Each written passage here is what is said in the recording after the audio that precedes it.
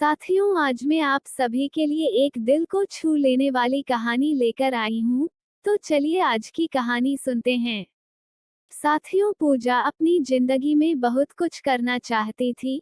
कुछ कर गुजरने की चाहत रखने वाली पूजा को अपने ससुराल से गए करीब 10 साल हो चुके थे।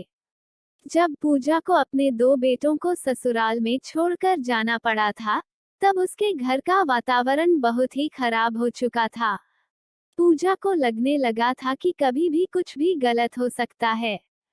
सुरेंद्र, पूजा का पति, शुरू से ही मस्त मौला किस्म का इंसान था।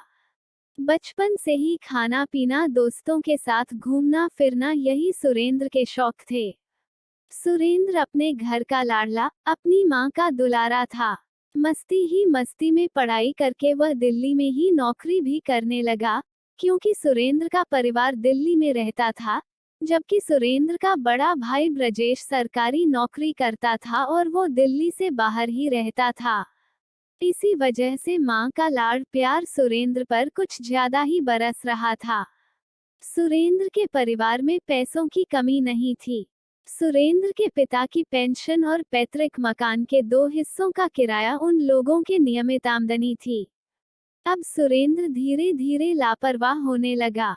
जब उसके एक नौकरी छूटी, तो फिर उसने दूसरी ढूंढी और कभी सिलसिले में वह घर पर भी बैठा रहता था।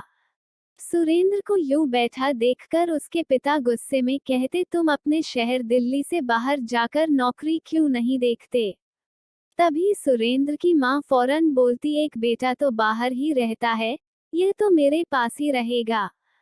तब सुरेंद्र के पिता चिल्लाते कि ये घर पर बैठे बैठे जाहिल हो गया है।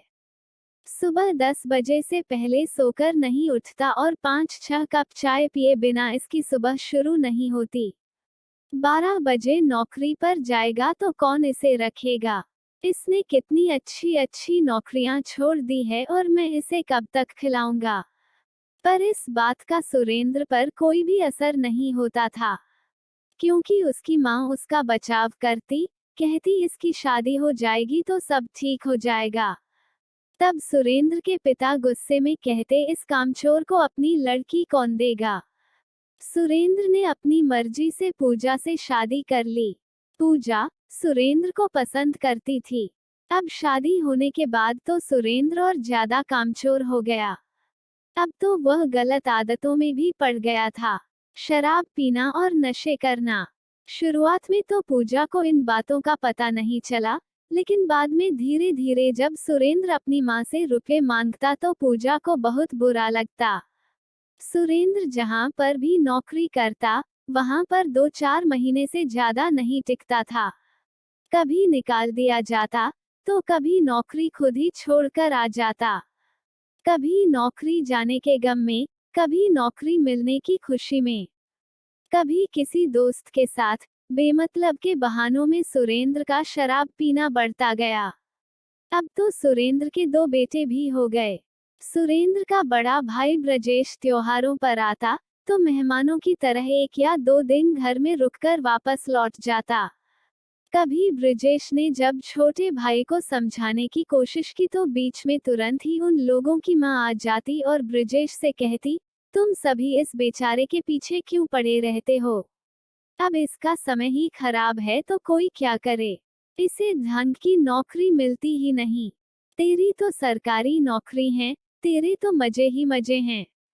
यह सुनकर ब्रजेश कहता, माँ, क्या सरकारी नौकरी में काम नहीं करना पड़ता क्या? मेरा हर 3 सालों में ट्रांसफर होता है, सोचो मुझे कितनी परेशानी होती है। मकान ढूंढो, बच्चों को नए स्कूल में दाखिला दिलवाओ, ये सब आसान नहीं है माँ।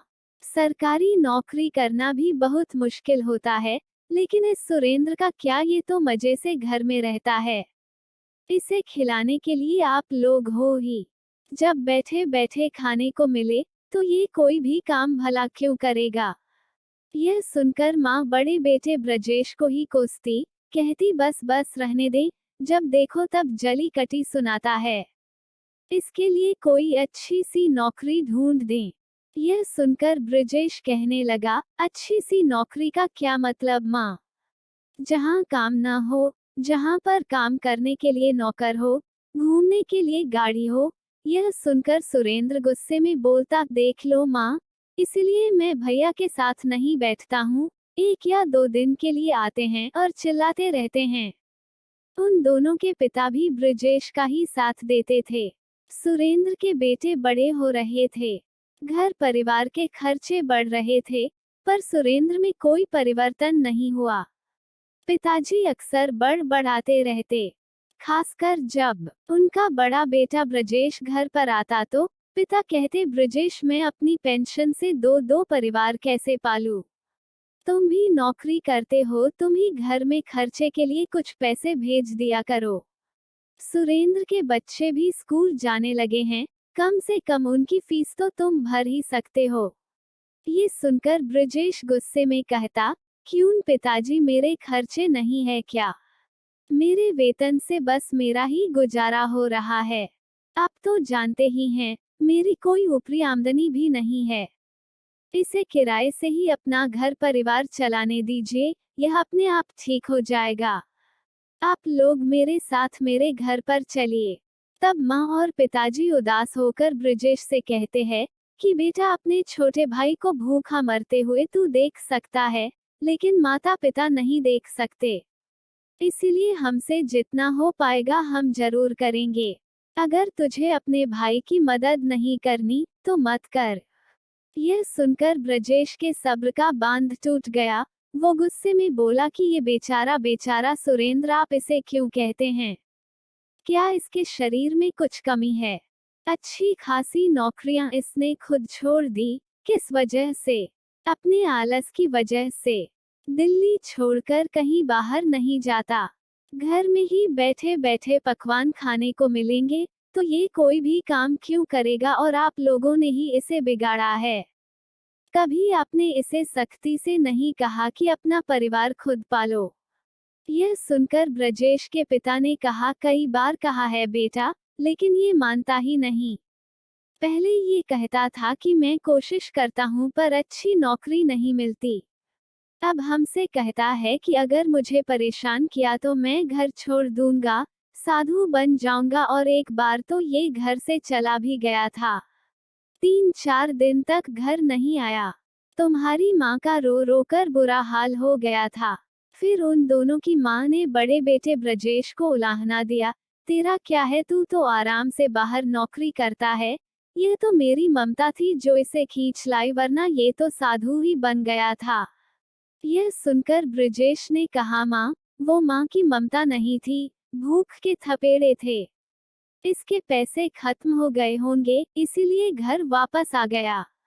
यह सुनकर उन दोनों की माँ गुस्से में कहने लगी, अब यह बहस बंद करो। अब तो सुरेंद्र और पूजा के झगड़े भी बढ़ने लगे। उन दोनों के बच्चों के कोमल मन पर असर भी पड़ने लगा था। सुरेंद्र और पूजा का बड़ा बेटा गुमसुम हो गया था और छोटा बेटा जिद्दी बन गया था।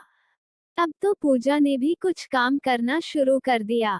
कभी कोई छोटी मोटी नौकरी की, तो कभी घर में अचार मुरब्बे बनाकर बेचे।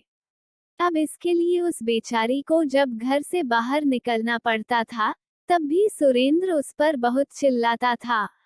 अपनी माँ से कहता था, जरा अपनी बहू से तो पूछो कि कितनी कमाई करके लाती है। जब पूजा इस बात का जवाब देती, तो पति पत्नी में झगड़ा और बढ़ जाता। सुरेंद्र की माँ तो अक्सर ही बेटे का पक्ष लेती थी, इसीलिए सुरेंद्र और पूजा में लड़ाई झगड़े बहुत बढ़ने लगे। तभी सुरेंद्र को एक अच्छी एडवर्टाइजिंग कंपनी में स्थानीय प्रतिनिधि की नौकरी मिल गई। सभी को लगा अब सब ठीक हो जाएगा। सुरेंद्र को अपनी कंपनी के लिए विज्ञापन लाने का काम करना था, पर अपने आलसी स्वभाव की वजह से उसे तो विज्ञापन मिलते ही नहीं थे। इस काम में भी पूजा ने पति की मदद की और उन लोगों को विज्ञापन मिलने लगे। अब होता यह था कि जाना सुरेंद्र को होता था, पर वो अपनी पत्नी पूजा को भेज देता था। पूजा बहुत ही मेहनती और महत्वाकांक्षी थी। वो पूरी लगन से काम करती और कभी कभार तो पूजा को विज्ञापनों के सिलसिले में सीधा कंपनी में जाकर बात भी करनी पड़ती थी। नतीजा ये हुआ कि कंपनी ने कुछ ही दिनों में सुरेंद्र की जगह पूजा को काम पर रख लिया। अब इस बात पर उन लोगों के घर में लड़ाई हो गई और पूजा ने वो नौकरी स्वीकार करने से मना कर दिया। पर कंपनी वालों ने सुरेंद्र को भी दोबारा उस नौकरी पर नहीं लिया। अब मां ने बेटे की नौकरी जाने का सारा दोष बहू पर लगा दिया और सुरेंद्र एक बार फिर से गलत आदतों में पड़ गया। बच्चों के बढ़ते हुए खर्चे और पति के तानों से तंग आकर एक बार फिर से पूजा ने कोशिश की और खुद ही भाग दौड़ कर अपने किसी काम के लिए बैंक से लोन ले लिया और लोन लेकर अपना काम शुरू भी कर दिया।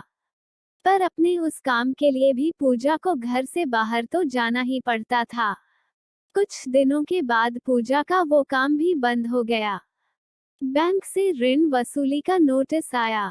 अब पूजा ने पारिवारिक मकान के प्रमाण पत्र गिरवी रखे थे, इसीलिए रिकवरी नोटिस लेकर बैंक के अधिकारी पुलिस के साथ पहुंच गए। पुलिस को देखकर सुरेंद्र डर गया और वो अपनी पत्नी पूजा को उसके मायके छोड़ आया। सुरेंद्र के पिता ने अपनी सरकारी नौकरी का वास्ता दिखाकर बैंक वालों से समय मांगा और बैंक की ऋण अदायगी की। अब इसमें पूजा और उसकी मां के कुछ जेवर भी बिक गए। बड़े भाई ब्रजेश ने भी काफी रुपये भिजवाए। अब तो सुरेंद्र की मां ने घर में बोल दिया कि पूजा इस घर में दोबारा नहीं आएगी। उसी की वजह से मेरे बेटे सुरेंद्र के साथ ही इतना गलत हो रहा है। बेचारी पूजा मायके में यह राह देखती रही कि मामला ठीक हो जाए, फिर उसका पति सुरेंद्र उसे वापस लेने के लिए जरूर आएगा, क्योंकि पूजा से कहा गया था कि वह तब तक मायके में रहे जब तक यह मामला सुलझ ना जाए। लेकिन सुरेंद्र पत्नी को मायके लेने गया ही नहीं। उसने तो अपनी पत्नी पूजा पर तलाक के लिए दबाव बनाया, लेकिन पूजा ने साफ शब्दों में कह दिया कि मैं सुरेंद्र को तलाक नहीं दूंगी। इसके बाद पूजा ने बहुत कोशिश की। उसने मायके में ही रहकर कई नौकरियों के लिए आवेदन दिया और उसे एक एडवर्टाइजिंग एजेंसी में काम भी मिल गया। धीरे धीरे पूजा ने बहुत मेहनत की, फिर वो एक प्रॉपर्टी डीलर बन गई और उसने अपना एक घर भी ले लिया। पूजा ससुराल तो नहीं आई, पर अपने दोनों बेटों से उनके स्कूलों में मिलती रही। उनके जन्मदिन पर, त्योहारों पर अपने बेटों को उपहार भी भिजवाती रही। अब इस बात को वर्षों बीत गए। सुरेंद्र के माँ और पिताजी ने कोशिश की कि सुरेंद्र को तलाक दिलवा दिया जाए, पर पूजा ने उनसे साफ कह दिया कि मैं सुरेंद्र को तलाक नहीं दूंगी। इसके बाद तो सुरेंद्र बिल्कुल ही आलसी और कामचोर हो गया। शाम को किसी न किसी बहाने से अपनी माँ से पैसे लेकर निकल जाता और उन पैसों से शराब पी लेता। करीब 10 साल के बाद पूजा अपनी ससुराल में आई, जब उसके ससुर जी की मृत्यु हो गई थी। शोक के अवसर पर किसी ने भी पूजा को कुछ नहीं कहा और तभी पहली बार पूजा के ससुराल के लोगों ने विजय को पहली बार देखा था। विजय एक 20-21 साल का लड़का था।